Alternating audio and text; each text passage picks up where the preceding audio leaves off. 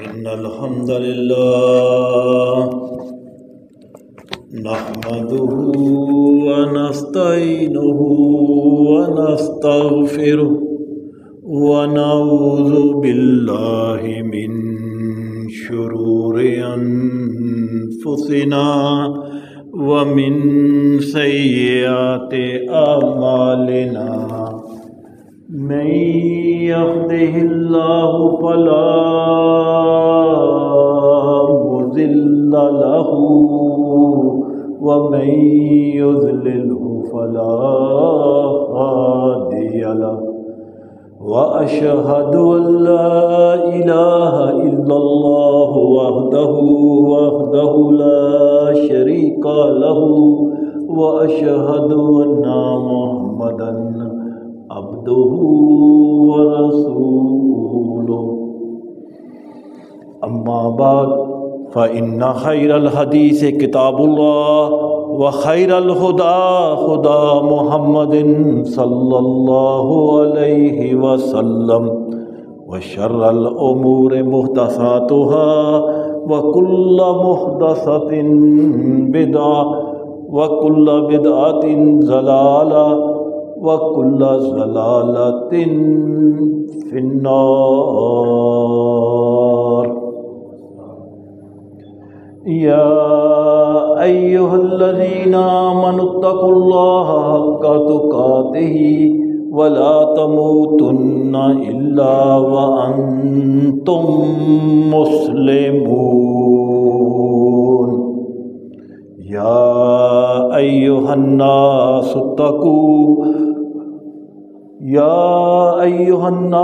اتقوا ربكم الذي خلقكم من نفس واحدة وخلق منها زوجها وبث منهما رجالا كثيرا ونساء واتقوا الله الذي تساءلون به والأرحام إن الله كان عليكم رقيبا.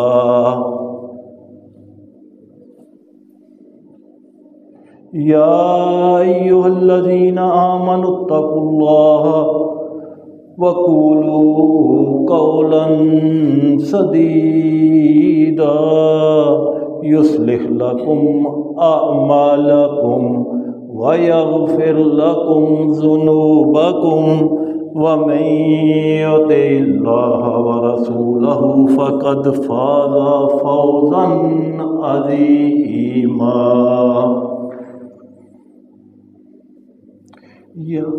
اللهم صل على محمد وعلى آل محمد كما صليت على إبراهيم وعلى آل إبراهيم إنك حميد مجيد.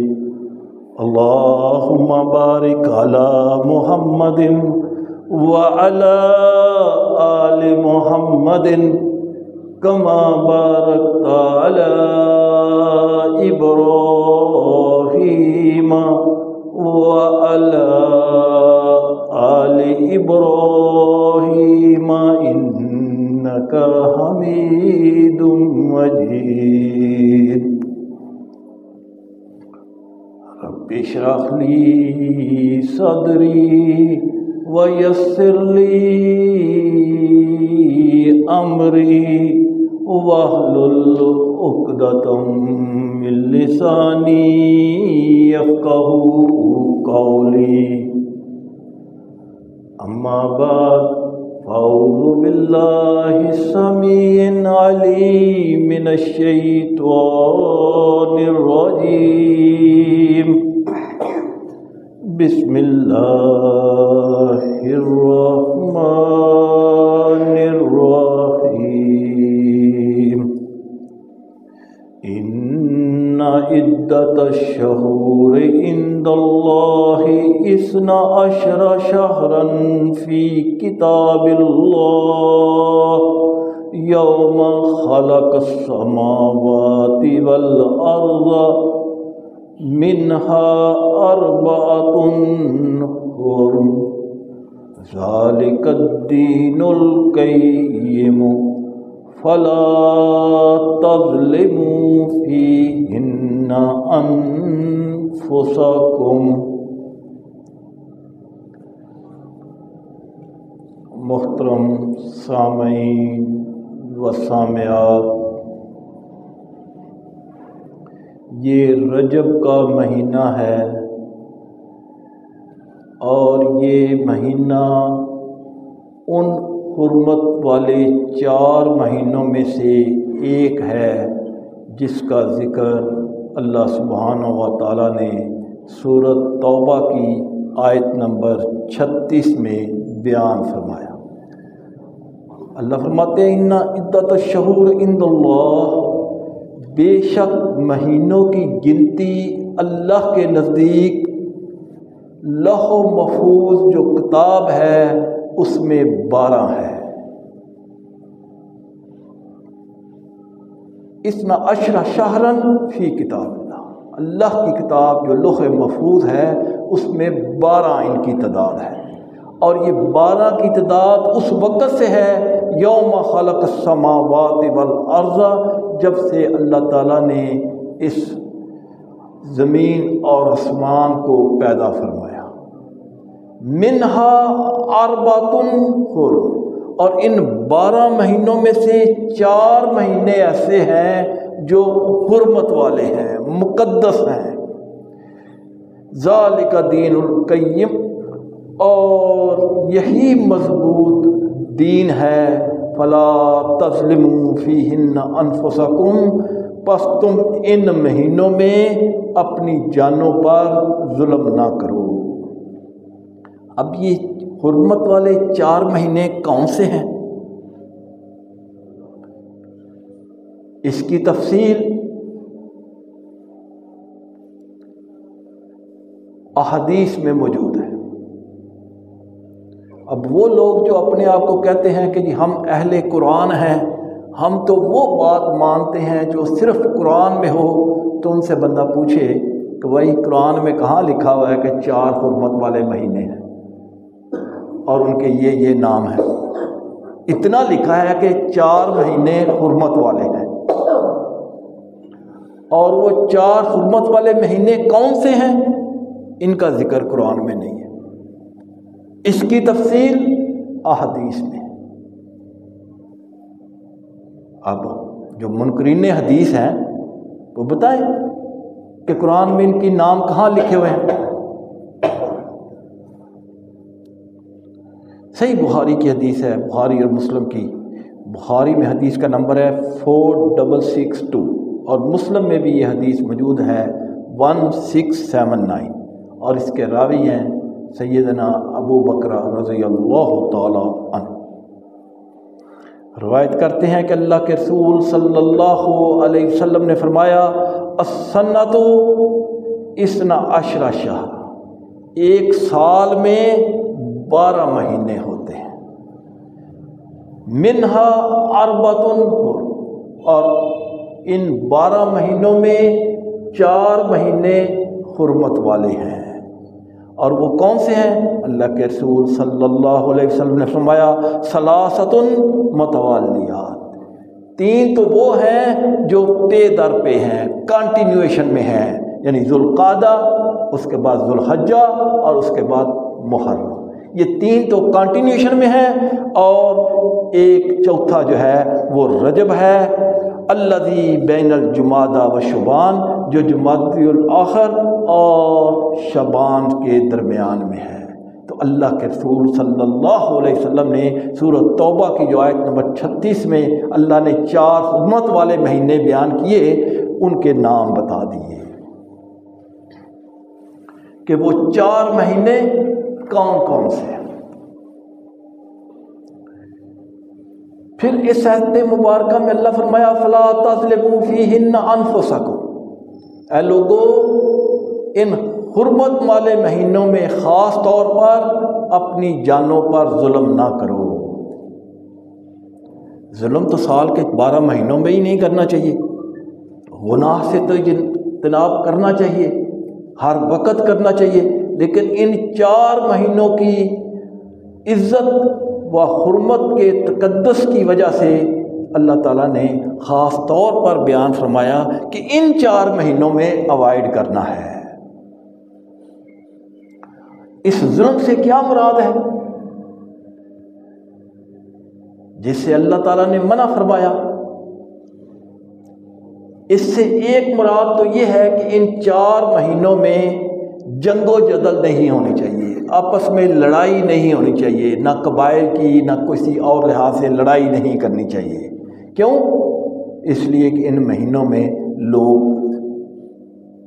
عبادت کے لیے، حج کے لیے، عمرہ کے لیے سفر کرتے ہیں۔ ذوالقعدہ میں شروع ہو جاتا ہے، ذوالحجہ میں حج کی ایکٹیویٹی پرفارم ہوتی ہے، اور پھر اس کے بعد محرم میں لوگ واپس اپنے اپنے علاقوں میں جاتے ہیں۔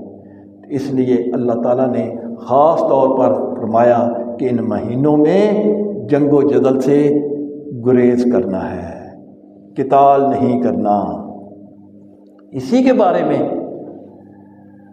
لوگوں نے جب آپ صلی اللہ علیہ وسلم سے یہ سوال کیا کہ حرمت والے مہینوں میں لڑائی کرنا کیسا ہے، تو اللہ تعالیٰ نے سورۃ بقرہ کی آیت نمبر 217 میں فرمایا یسألونک عن الشہر الحرام، یہ آپ سے سوال کرتے ہیں حرمت والے مہینے میں جنگ کے بارے میں۔ قل، آپ ان سے کہہ دیجئے قتال فیہ کبیر، ان مہینوں میں جنگ کرنا، قتل و غارت کرنا بہت بڑا گناہ ہے۔ اسی وجہ سے زمانے جاہلیت میں بھی لوگ جو ہیں وہ ان 4 مہینوں کی حرمت کا خیال رکھتے تھے، جنگ و جدل سے گریز کرتے تھے۔ عربی ڈکشنری قاموس کے مطابق رجب ترجیب سے نکلا ہے اور اس کے معنی ہے تعظیم، ادب۔ عرب لوگ اس مہینے کی تعظیم کرتے تھے۔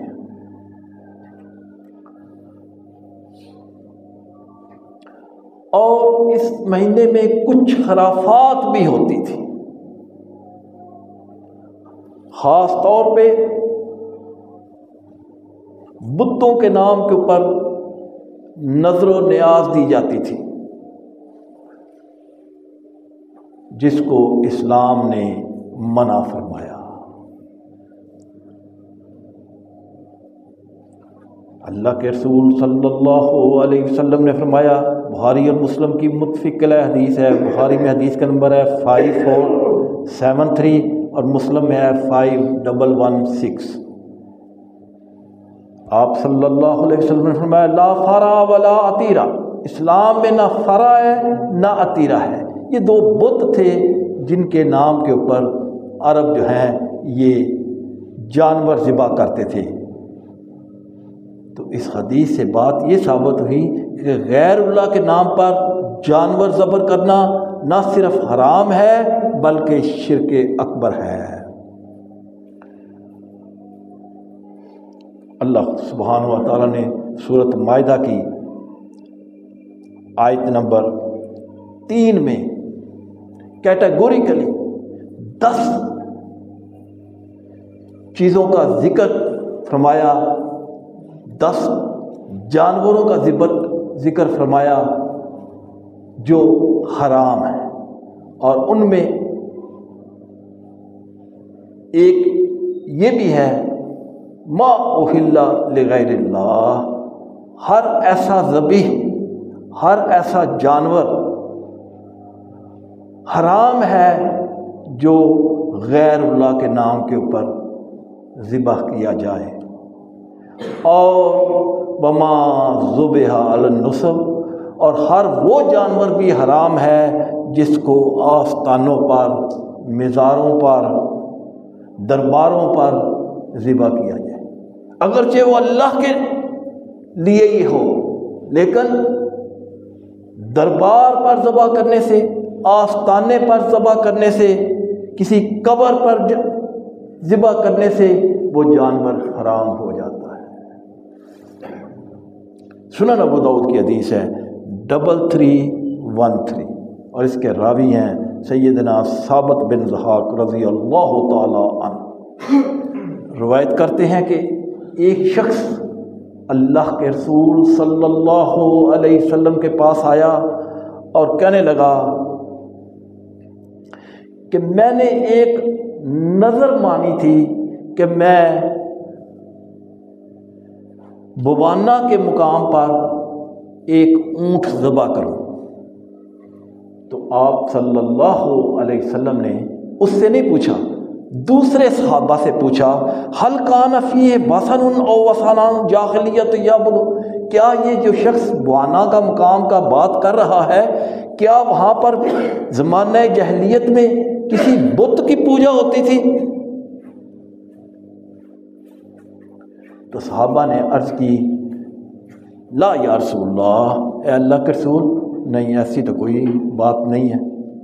تو پھر آپ صلی اللہ علیہ وسلم نے دوسرا سوال کیا، حل کان فیہا عید من عیاد الہند، کیا اس مقام پر کوئی عید، کوئی میلہ لگتا تھا، کوئی عرس لگتا تھا، کوئی بڑا خاص مقام تھا کسی زمانے میں، کوئی وہاں پہ جشن ہوتا تھا؟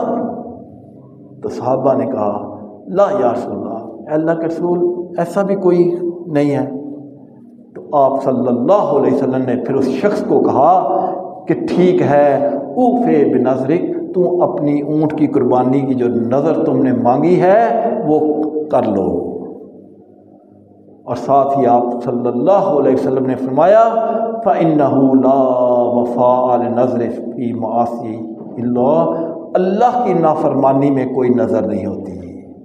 یعنی آپ ذرا غور کریں کہ اس شخص نے ایک مقام پر نظر پوری کرنے کے لیے اللہ کے رسول صلی اللہ علیہ وسلم سے پوچھا، تو آپ نے بڑی تحقیق کرنے کے بعد، چیک کرنے کے بعد کہ وہاں کوئی عرس، کوئی میلہ ٹھیلا، کوئی قبر، کوئی آستانہ تو نہیں، جب آپ کو تسلی ہو گئی تو آپ نے اس صحابی کو کہا کہ ہاں تم اپنی نظر پوری کرو۔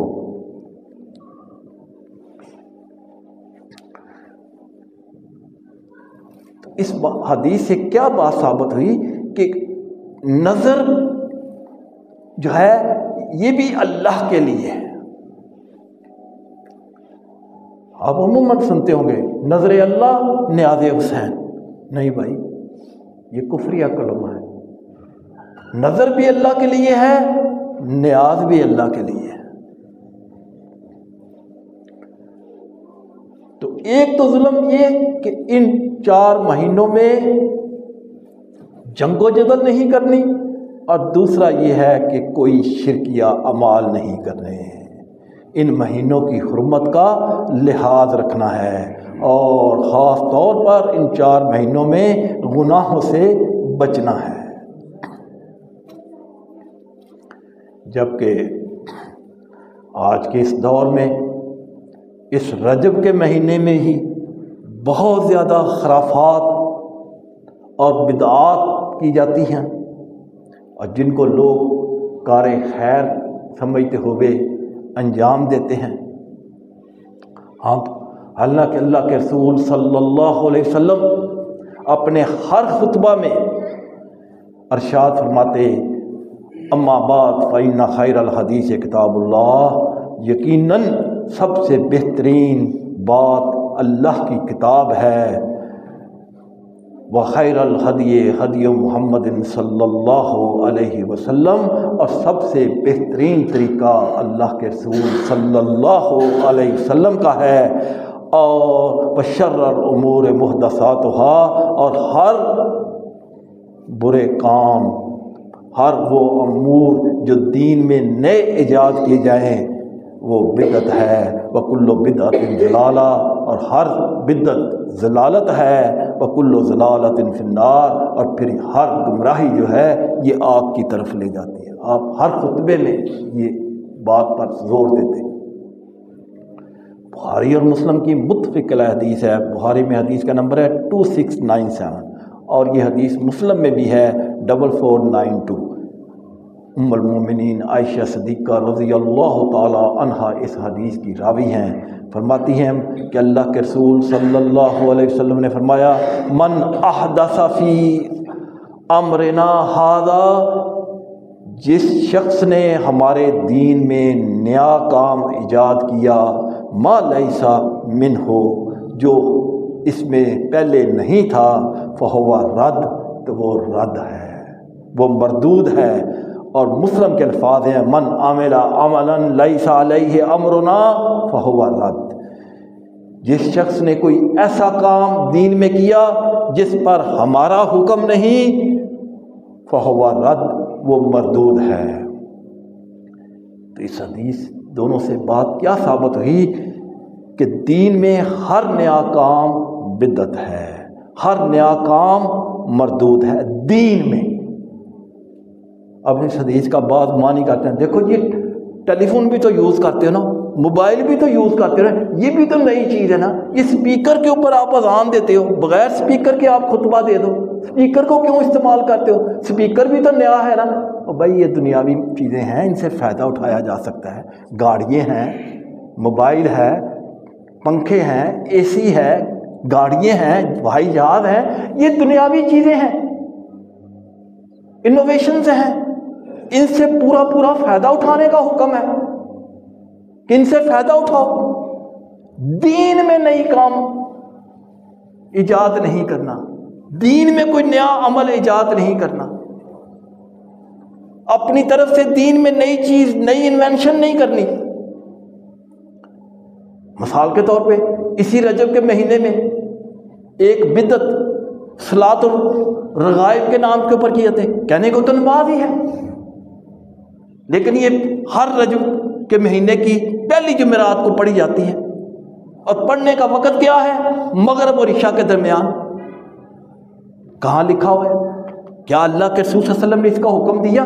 یہ دینی معاملہ ہے، اپنی طرف سے تم نے نماز ایجاد کر دی اور اس کا ٹائم بھی رکھ دیا مغرب اور عشاء کے درمیان، اور رکھتے بھی رکھ دی کہ 12 ہیں، اور یہ بھی کہہ دیا کہ پہلی رکعت میں سورۃ فاتحہ پڑھنی ہے، اس کے بعد 3 دفعہ سورۃ القدر پڑھنی ہے، اور 12 دفعہ سورۃ اخلاص پڑھنی ہے۔ بھئی کس نے کہا ہے اتنی دفعہ پڑھنی ہے؟ پھر نماز پڑھنے کے بعد 70 دفعہ درود پڑھنا ہے، درود تو ہر وقت ہی پڑھتے رہو۔ تو اس قسم کی چیزیں جو عبادت سمجھ کر دین میں داخل کی جائیں، یا کہا جائے کہ یہ ایسے کرو ثواب ملے گا، تو یہ چیزیں دین میں نئی داخل کرنا ہے، انہی چیزوں کو بدعت کہتے ہیں، اور یہی چیزوں سے اللہ کے رسول صلی اللہ علیہ وسلم نے منع فرمایا۔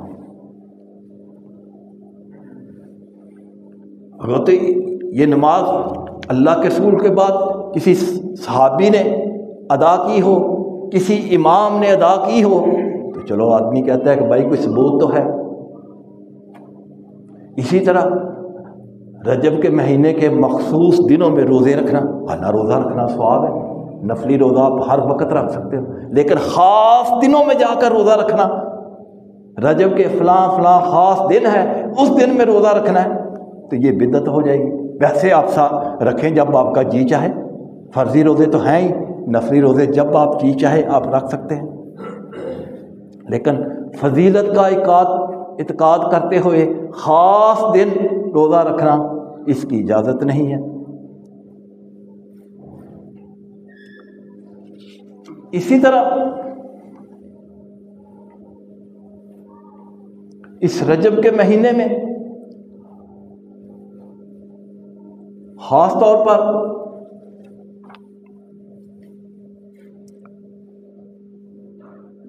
پندرہ تاریخ کو روزہ رکھنے سے، یعنی 15 کا جو روزہ رکھے گا ایک دن کا، اس کو 1000 روزوں کا ثواب ملے گا، جو 2 روزے 15 کے بعد رکھے گا اس کو 2000 سال کا ثواب ملے گا۔ بھائی یہ کہاں لکھا ہوا ہے؟ کسی حدیث میں کسی جگہ پہ یہ لکھا ہوا ہے؟ نہیں، اپنی طرف سے ہی فضائل بیان کر دیے، جبکہ اللہ کے رسول صلی اللہ علیہ وسلم نے فرمایا، صحیح مسلم کی حدیث ہے 1291، من کذب، جس کسی نے جھوٹ باندھا علیہ میرے اوپر متعمدن جان بوجھ کر، یعنی جانتا ہے کہ یہ بات غلط ہے، جان بوجھ کر میرے اوپر جھوٹ باندھتا ہے، فَلْيَتَبَوَّأْ مَقْعَدَهُ مِنَ النَّارِ، تو ایسے شخص کا ٹھکانہ جو ہے وہ جہنم ہے۔ وہ یقین کر لے کہ اس کا ٹھکانہ جہنم ہے۔ ایک ہوتا نہیں پتا، چلو کوئی بات کا نہیں پتا، ایسے آگے بیان کر دی، چلو اس کا تو تھوڑا بہت کم ہے گناہ، لیکن جو شخص یہ جانتا ہے کہ ایسی بات اللہ کے رسول صلی اللہ علیہ وسلم نے نہیں کہی، جان بوجھ کر کوئی ایسی حدیث بیان کرتا ہے، کوئی ایسی روایت بیان کرتا ہے جو کہ کنفرم نہیں ہے، تو اللہ کے رسول صلی اللہ علیہ وسلم نے فرمایا فَلْيَتَبَوَّأْ مَقْعَدَهُ مِنَ النَّارِ، تو یقیناً اس کا ٹھکانہ جو ہے وہ جہنم ہے۔ نبی کریم صلی اللہ علیہ وسلم پر جھوٹ گڑنا یا کہنا کہ اللہ کے رسول صلی اللہ علیہ وسلم نے ایسا کہا، بہت بڑا گناہ ہے، لیکن لوگ فضیلت بیان کرتے ہوئے جو جی چاہے کہہ دیتے ہیں، تو اس سے اوائڈ کرنا چاہیے۔ اسی طرح رجب کے مہینے میں عمرہ کرنا بڑا افضل ہے، حالانکہ اللہ کے رسول صلی اللہ علیہ وسلم نے 4 عمرے کیے اور کوئی عمرہ ان میں رجب میں نہیں کیا، لیکن یہ لوگوں کو گائیڈ کرتے ہیں کہ رجب میں عمرہ کرنے کا بہت زیادہ ثواب ہے۔ صحیح مسلم کی حدیث ہے 3037، اور اس کی راوی ہیں ام المومنین عائشہ صدیقہ رضی اللہ تعالی عنہ، اور بخاری میں بھی یہ حدیث موجود ہے 1778 کہ اللہ کے رسول صلی اللہ علیہ وسلم نے 4 عمرے کیے اور وہ سب کے سب ذوالقعدہ میں تھے۔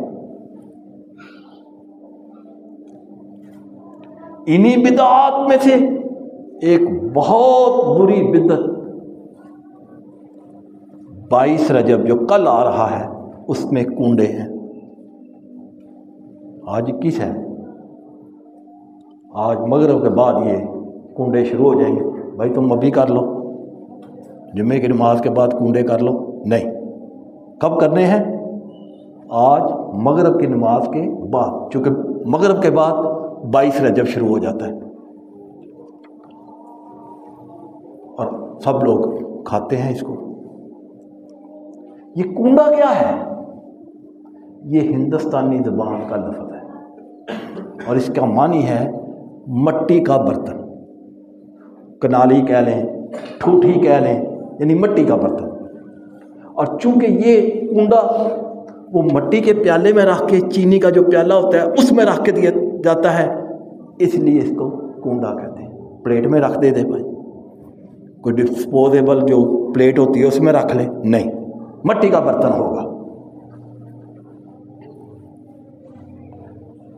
کیونکہ یہ سب کانٹیننٹل کی ایجاد ہے، ہندوستان پاکستان اس علاقے کی یہ بنگلہ دیش ایجاد ہے، اور ایک خاص جماعت اور گروہ جو ہے اس سے یہ ریلیٹڈ ہے۔ اور عرف عام میں کہتے ہیں کہ یہ کنڈے کا مقصد امام جعفر صادق کے ایصال ثواب پہنچانا ہے۔ حالانکہ امام جعفر صادق رحمہم اللہ 22 رجب کو نہ پیدا ہوئے نہ 22 رجب کو فوت ہوئے، تو ان کی روح کو کیا بھائی آپ نے ایصال ثواب پہنچانا ہے؟ حقیقت یہ ہے کہ 22 رجب 60 ہجری بروز جمعرات سیدنا امیر معاویہ رضی اللہ تعالیٰ عنہ 78 سال کی عمر میں فوت ہوئے۔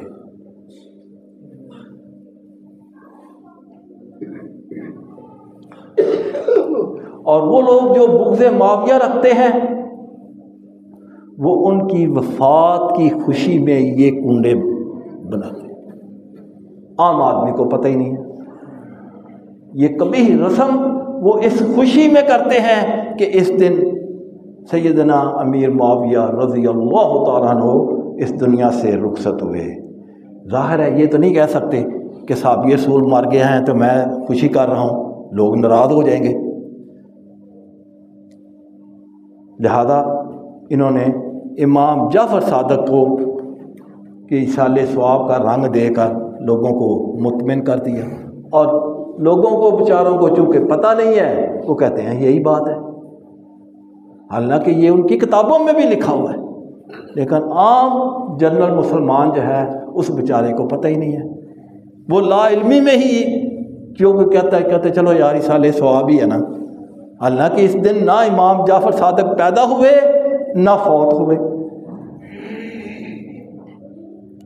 اور یہ بھی کہا جاتا ہے کہ ان کنڈوں سے آنے والی مشکلات جو ہیں، آفات جو ہیں وہ ٹل جاتی ہیں، بلا ٹل جاتی ہیں اور انسان کو راحت ملتی ہے۔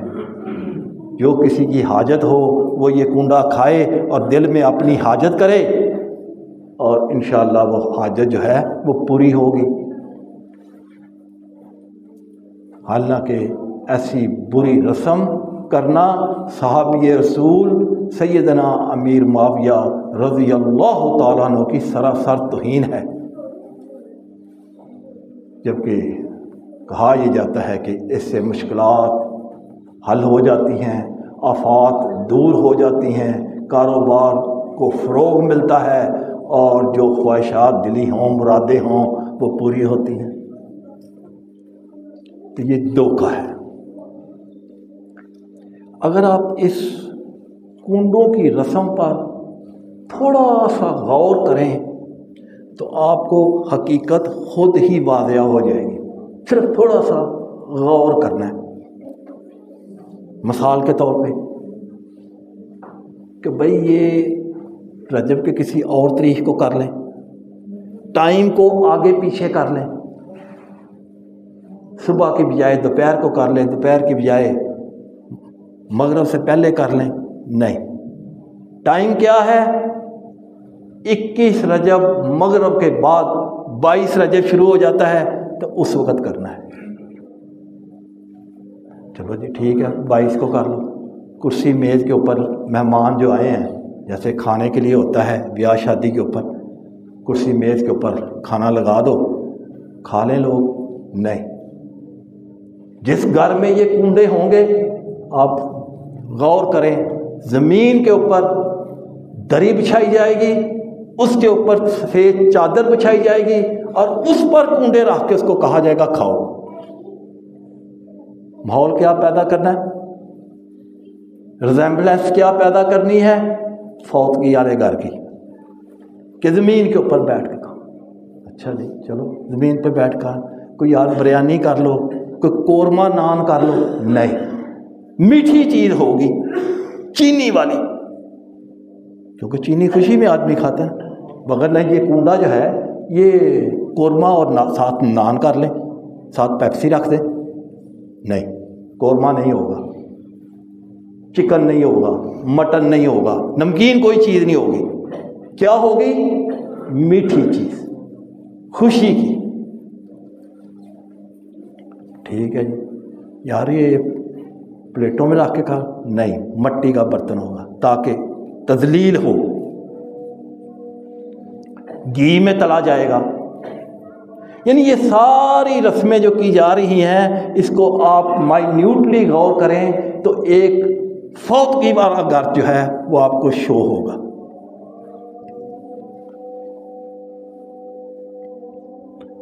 تو لوگوں نے بڑی ہوشیاری کے ساتھ، بڑے ٹرک کے ساتھ سادہ لوگ مسلمانوں کو اس برے فعل میں شامل کر لیا ہے، اور جنرل پبلک، عام عوام بیچاری، اس کو چونکہ پتہ نہیں ہے وہ اس میں شامل ہو جاتی ہے۔ تو میرے بھائیوں، اس قسم کی جو بدعت ہے اور خاص طور پر یہ کنڈوں کی رسم ہے، عام آدمی کہتا ہے کہ یار اس میں حرج کیا ہے؟ بھائی حرج اس میں یہی ہے کہ جس چیز کے اوپر اللہ کے رسول صلی اللہ علیہ وسلم کا حکم نہیں تو وہ نہیں کرنا چاہیے۔ فلا تظلموا فیہن انفسکم، اپنی جانوں پر ظلم نہیں کرنا۔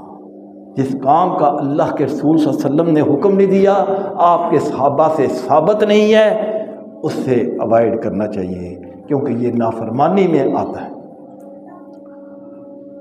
اور کوشش کرنی چاہیے کہ اگر کوئی دعوت دے بھی تو اس کو نہیں کرنا۔ اللہ تعالیٰ سمجھنے اور عمل کرنے کی توفیق عطا فرمائے۔ وآخر دعوانا الحمدللہ۔